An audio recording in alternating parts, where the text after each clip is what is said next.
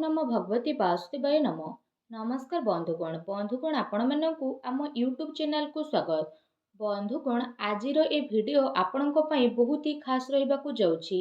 आपणक पई आमे कहिबु आगामी ए 2.5 दिन आपणकर किपरि साब्यस्त हेबो, केउ प्रकार ए 2.5 दिन को आपण विशेष भाबरे साब्यस्त करिवे, ता सहित केउ सब जिनिस रे आपणकु फायदा हेबो, केउ सब जिनिस रे आपणकु सावधानियता अवलंबन करबाकु पड़िबो, आपणकर लव लाइफ किपरि रहिबो, क्यारियर किपरि रहिबो, बिजनेस आ व्यापार किपरि रहिबो एवं ता सहित स्वास्थ्यर महत्वपूर्ण इनफॉरमेशन मध्ये आमे आपण मानकु देबु।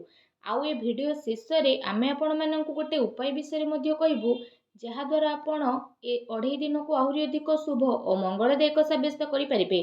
तेणु आगो को वीडियो आरंभ करबा पूर्व आमर आपनकु रिक्वेस्ट कि जदि आपण आमर ए चैनल ले नुआ आछंती तो चैनल को सब्सक्राइब करिनेबा सह पाखरे थिबा नोटिफिकेशन बेल को मध्ये ऑन करंतु, या द्वारा समय समय रे सह नुआ नुआ वीडियो नोटिफिकेशन आपनक पाखरे पहुंचीबो।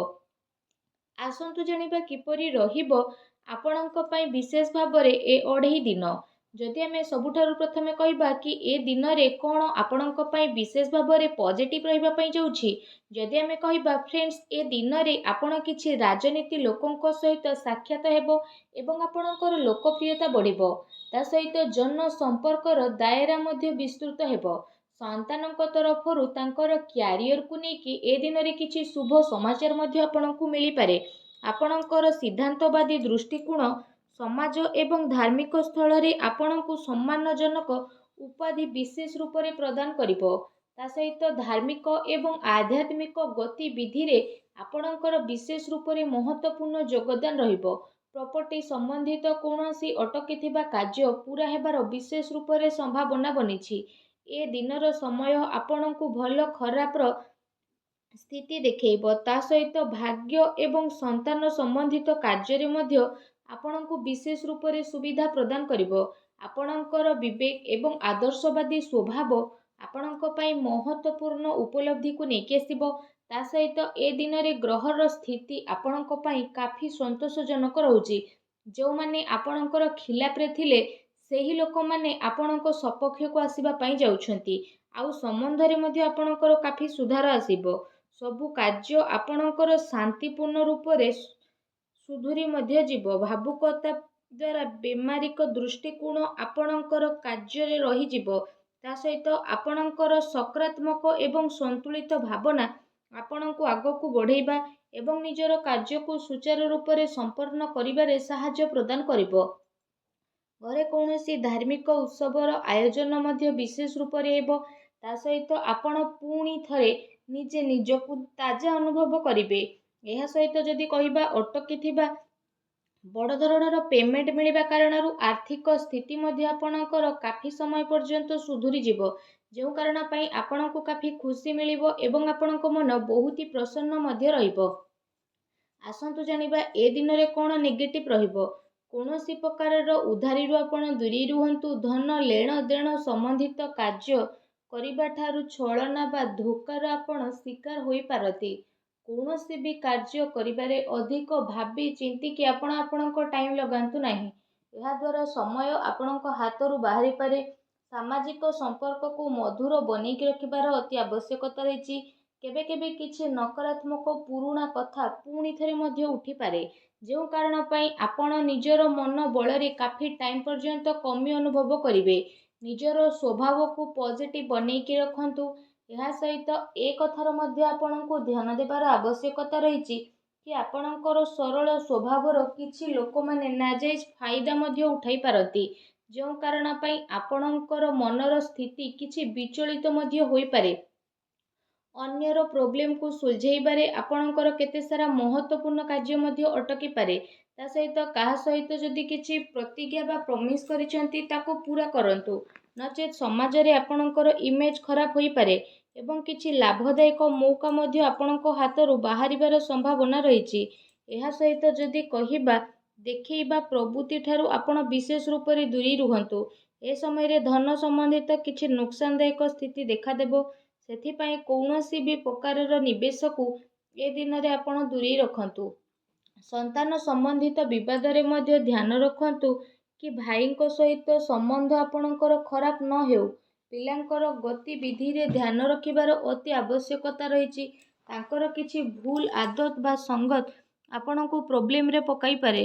ତେଣୁ ତାଙ୍କୁ ସକାରାତ୍ମକ କାର୍ଯ୍ୟରେ ବ୍ୟସ୍ତ କରିବା ଆପଣଙ୍କ ପାଇଁ ଅତି ଆବଶ୍ୟକତା ରହିଛି, ଯାହା ଭବିଷ୍ୟତ ପାଇଁ କାଫି ଲାଭଦାୟକ ସିଦ୍ଧ ହେବ। ଆସନ୍ତୁ ଜାଣିବା ଏ ଦିନରେ ଆପଣଙ୍କର ଲଭ୍ ଲାଇଫ୍ କିପରି ରହିବ। ଘରର ମାହୋଲ ଅନୁଶାସିତ ଏବଂ ଖୁସି ଭରା ଏ ଦିନରେ ରହିବ। ପ୍ରେମ ସମ୍ବନ୍ଧରେ ମର୍ଯ୍ୟାଦା ବନେଇ ରଖିବାର ଆବଶ୍ୟକତା ରହିଛି। ଆପଣ ଆପଣଙ୍କର ସମସ୍ୟାକୁ ସୁଲଝେଇବାରେ ଜୀବନ ସାଥୀ ଏବଂ ପିଲାଙ୍କର ପୁରା ସହଯୋଗ ରହିବ, ଯେଉଁ କାରଣ ପାଇଁ ଆପଣଙ୍କର ଆତ୍ମବିଶ୍ୱାସ ବହୁତ ଭଲ ରହିବ। ତା ସହିତ ଅତି ସମ୍ପର୍କୀୟଙ୍କ ସହିତ ମେଳ ମେଳାପ ଏବଂ ବୁଲାବୁଲିର ପ୍ରକ୍ରିୟା ମଧ୍ୟ ଆପଣଙ୍କର ହୋଇପାରେ, ଯାହାଦ୍ୱାରା ଘର ପରିବାରର ବାତାବରଣ ବହୁତ ଖୁସି ଭରା ଏବଂ ସୁଖଦପୂର୍ଣ୍ଣ ରହିବ। ଆସନ୍ତୁ ଜାଣିବା ଏ ଦିନରେ ଆପଣଙ୍କ ବ୍ୟବସାୟ କ୍ୟାରିୟର କିପରି ରହିବ। କାର୍ଯ୍ୟସ୍ଥଳରେ ନିଆଯାଇଥିବା ଠୋସ୍ ନିର୍ଣ୍ଣୟ ଆପଣଙ୍କ ପାଇଁ ବହୁତ ଭଲ ରହିବ ଏବଂ ସଫଳତା ମଧ୍ୟ ଆପଣଙ୍କୁ ଅବଶ୍ୟ ପ୍ରାପ୍ତି ହେବ।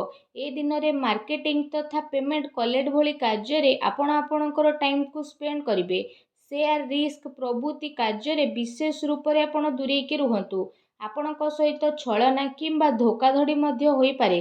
ଚାକିରିରେ କୌଣସି ପ୍ରକାରର ସ୍ଥାନ ପରିବର୍ତ୍ତନ ଏବଂ ପ୍ରେସରର ସ୍ଥିତି ମଧ୍ୟ ଆପଣଙ୍କ ଉପରେ ବନିପାରେ। କାର୍ଯ୍ୟସ୍ଥଳରେ କୌଣସି ପଡ଼ୋଶୀଙ୍କ ଦ୍ୱାରା ଲଢ଼େଇ ଝଗଡ଼ା ଭଳି ସ୍ଥିତି ମଧ୍ୟ ଆପଣଙ୍କର ବନିବ। କିଛି କାନୁନି ବା ନିବେଶ ସମ୍ବନ୍ଧିତ ଜଟିଳତାର ମଧ୍ୟ ଆପଣଙ୍କୁ ବିଶେଷ ରୂପରେ ସାମ୍ନା କରିବା ପାଇଁ ପଡ଼ିବ। ବ୍ୟବସାୟିକ କାର୍ଯ୍ୟ ପ୍ରଣାଳୀରେ ପରିବର୍ତ୍ତନ ଆଣିବା ଆପଣଙ୍କ ପାଇଁ ଅତି ଆବଶ୍ୟକ ରହିଛି, ଯେଉଁଥିପାଇଁ ଆହୁରି ଅଧିକ ଭଲ ପରିଣାମ ଆପଣଙ୍କୁ ହାସିଲ ହେବ। ତା ସହିତ ବ୍ୟବସାୟିକ ପ୍ରତିଷ୍ଠାନରେ ଅନୁଭବୀ ଏବଂ ପରିବାରର ବରିଷ୍ଠ ଲୋକଙ୍କର ଅନୁମତି ଏବଂ ସହମତି ଦ୍ୱାରା କାର୍ଯ୍ୟ କରିବା ଦ୍ୱାରା କାଫି ସମସ୍ୟା ସବୁ ଆପଣଙ୍କର ଆସାନୀରେ ଦୂରେଇ ଯିବ। ଧନ ଲେଣଦେଣ ସମ୍ବନ୍ଧିତ କାର୍ଯ୍ୟରେ ଅଚାନକ କୌଣସି ଲାଭଦାୟକ ସ୍ଥିତି ମଧ୍ୟ ଆପଣଙ୍କର ବନିବ, ଯେଉଁ କାରଣ ପାଇଁ ଆପଣଙ୍କୁ କାଫି ଖୁସି ଅନୁଭବ ହେବ। କାର୍ଯ୍ୟ କ୍ଷେତ୍ରରେ ଆପଣ ଯାହା ପରିବର୍ତ୍ତନ ସମ୍ବନ୍ଧିତ ଯୋଜନା ବନଉଥିଲେ, ସେସବୁ ଉପରେ ଏବେ ଭଲ ସମୟ ଆସିଯାଇଛି। ଏ ସମୟରେ ଆପଣ ଅଧିକତମ ଊର୍ଜା ନିବେଶ ସମ୍ବନ୍ଧିତ କାର୍ଯ୍ୟରେ କରିବେ। ବର୍ତ୍ତମାନର ଗତିବିଧିରେ ନିଜର ଧ୍ୟାନକୁ କେନ୍ଦ୍ରିତ କରନ୍ତୁ, ଏହା ଆପଣଙ୍କ ପାଇଁ ବହୁତ ଭଲ ରହିବ। ଆସନ୍ତୁ ଜାଣିବା ଏ ଦିନରେ ଆପଣଙ୍କର ସ୍ୱାସ୍ଥ୍ୟ କିପରି ରହିବ। ଏ ଦିନରେ ଆପଣଙ୍କ ସ୍ୱାସ୍ଥ୍ୟ ବହୁତ ଭଲ ରହିବ, କିନ୍ତୁ ଦିନଚର୍ଯ୍ୟାକୁ ବ୍ୟବସ୍ଥିତ ବନେଇକି ରଖିବା ଆପଣଙ୍କ ପାଇଁ ଅତି ଆବଶ୍ୟକ ରହିଛି। ଏଥିପାଇଁ ଆପଣ ଆପଣଙ୍କ ଖାଦ୍ୟପେୟ ଉପରେ ଧ୍ୟାନ ଦିଅନ୍ତୁ। ଆପଣ ନିଜର ସ୍ୱାସ୍ଥ୍ୟକୁ ଆହୁରି ଅଧିକ ଭଲ ରଖିବା ପାଇଁ ପ୍ରତ୍ୟେକ ଦିନ ଯୋଗ କରନ୍ତୁ, ବ୍ୟାୟାମ କରନ୍ତୁ ଏବଂ ସୁସ୍ଥ ରୁହନ୍ତୁ। ଆସନ୍ତୁ ଜାଣିବା ଏ ଦିନରେ ଆପଣଙ୍କ ପାଇଁ କ'ଣ ବିଶେଷ ଉପାୟ ରହିଛି।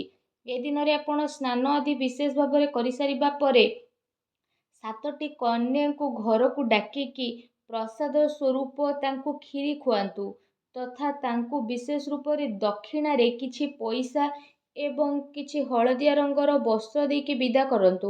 ଏପରି କରିବା ଦ୍ୱାରା ମା ଲକ୍ଷ୍ମୀ ବହୁତ ଶୀଘ୍ର ପ୍ରସନ୍ନ ହେବେ ଏବଂ ଆପଣଙ୍କର ସମସ୍ତ କଷ୍ଟକୁ ଦୂର କରିବେ।